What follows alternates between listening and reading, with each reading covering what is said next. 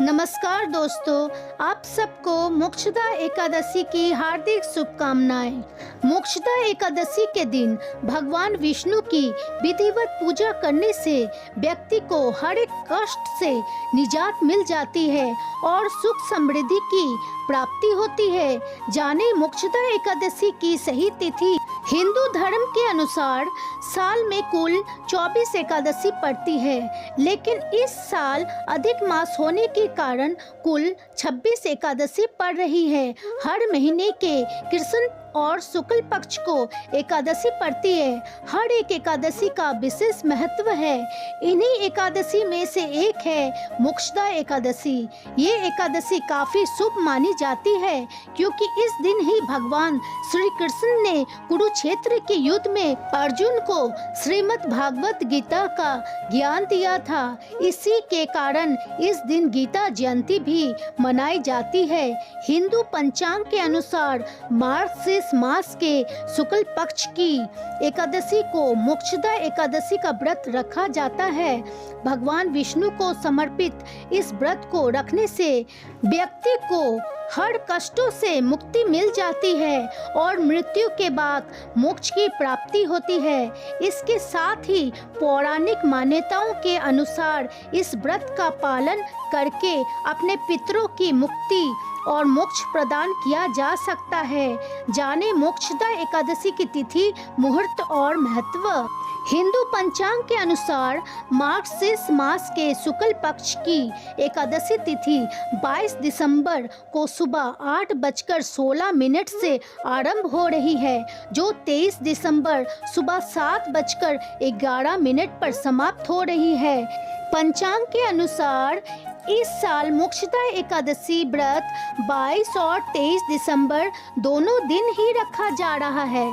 जो लोग 22 दिसंबर को व्रत रख रहे हैं, वो लोग 23 दिसंबर को दोपहर 1:23 से 3:27 के बीच व्रत का पारण कर सकते हैं। जो लोग 23 दिसंबर 2023 को व्रत रख रहे हैं, वो लोग 24 दिसंबर को सुबह 7:11 से 9:15 के बीच व्रत का पारण कर सकते हैं। तो आइए जानते हैं मोक्षदा एकादशी का महत्व। शास्त्रों के अनुसार मोक्षदा एकादशी को बहुत ही महत्वपूर्ण एकादशी में से एक माना जाता है।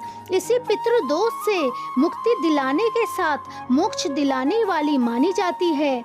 इसके अलावा इस दिन भगवान श्री कृष्ण ने अर्जुन को गीता का ज्ञान दिया था। इस दिन भगवान विष्णु की विधिवत पूजा करने से धन धान्य की बढ़ोतरी होती है। इसके साथ ही संतान की प्राप्ति होती है। जीवन में अपार खुशियाँ बनी रहती है और वैकुंठ धाम के द्वार खुल जाते हैं। एकादशी स्वयं विष्णु प्रिया है, इसलिए इस दिन व्रत, जप, तप, पूजा पाठ करने से प्राणी श्री कृष्ण का सानिध्य प्राप्त कर एवं सभी सांसारिक सुख भोग कर जीवन मरण के बंधन से मुक्त हो जाता है। मोक्षदा एकादशी का व्रत करने से नीच योनि में गए पितरों को मुक्ति मिलती है। भक्ति भाव में किए गए इस व्रत के प्रभाव से प्राणी सांसारिक बंधनों से मुक्त होकर मोक्ष को प्राप्त होता है। मोक्ष प्रदान करने वाली ये एकादशी मनुष्य के लिए चिंतामणि के समान समस्त कामनाओं को पूर्ण कर बड़े बड़े पापों का नाश कर देती है।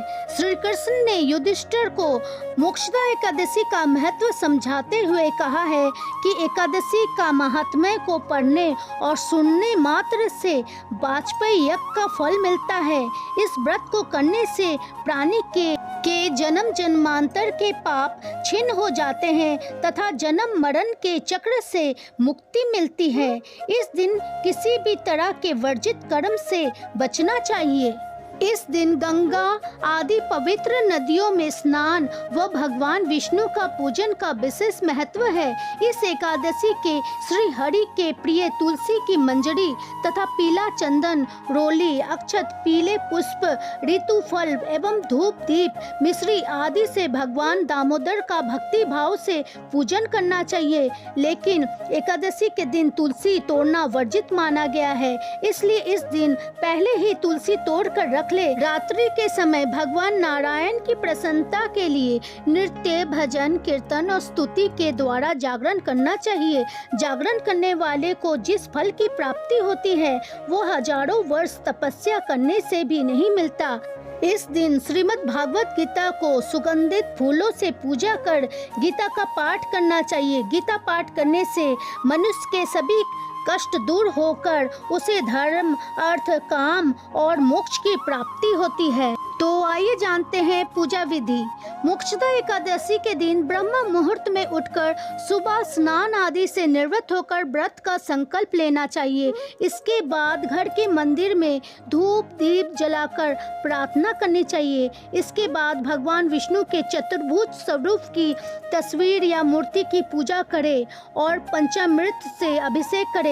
इसके बाद विधि विधान के साथ पूजा अर्चना करें, जिसमें रोली, धूप, दीप, सिंदूर, तुलसी के पत्ते, फूल आदि चढ़ाएं और मिष्टान व फल का भोग लगाएं। इसके बाद देसी घी का दीपक लगाएं और फिर कथा सुने। एकादशी की कथा सुनने के बाद विष्णु सहस्त्र नाम का पाठ करना उत्तम रहेगा। इसके बाद भगवान विष्णु की आरती उतारे और एक माला भगवान विष्णु के बीच मंत्र का जाप करें। पूरे दिन फलाहार रहे और रात के समय जागरण करें। अगले दिन पूजा करने के बाद पारण करें और दान पुण्य करें। तो दोस्तों, आपको ये जानकारी कैसी लगी कमेंट में जरूर बताइएगा। लाइक शेयर भी कीजिएगा और चैनल को सब्सक्राइब कीजिएगा, जिससे आपको आने वाली वीडियो की नोटिफिकेशन मिलती रहेगी।